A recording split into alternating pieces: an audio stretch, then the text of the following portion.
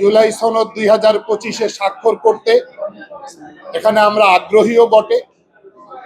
আগে যে বক্তব্য ছিল বা দলীয় অবস্থান ছিল, ঐকমত্যের স্বার্থে কিছুটা আমরা ছাড় দেওয়ার জন্য আমরা সিদ্ধান্ত গ্রহণ করেছি। আমরা আগে বলেছিলাম যে কনস্টিটিউশন রিলেটেড বিষয়গুলোকে আগামী পার্লামেন্টের উপরে ছেড়ে দেয়া অধিকতর নিরাপদ এবং যৌক্তিক এবং সেটি বৈধ পন্থা। আর যেগুলি কনস্টিটিউশন রিলেটেড নয়, এগুলিকে অধ্যাদেশ জারি করার মাধ্যমে কার্যকর করা।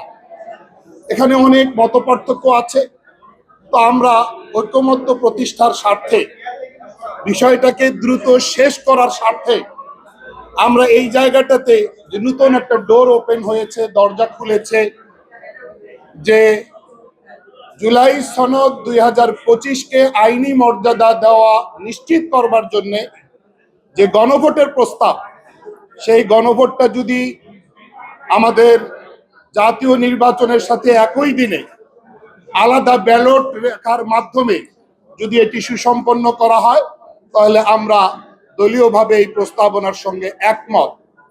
আমরা বারবারই এই কথা আপনাদেরকে বলবার চেষ্টা করেছি যে যেখানে ডুয়েল রোল আছে, সেখানে একটা রোলকে হাইলাইট করে আর একটা রোলকে হাইড করা, এই জায়গাতে আমি মনে করি অনেক সংকট এবং সংখ্যা তৈরি হতে পারে।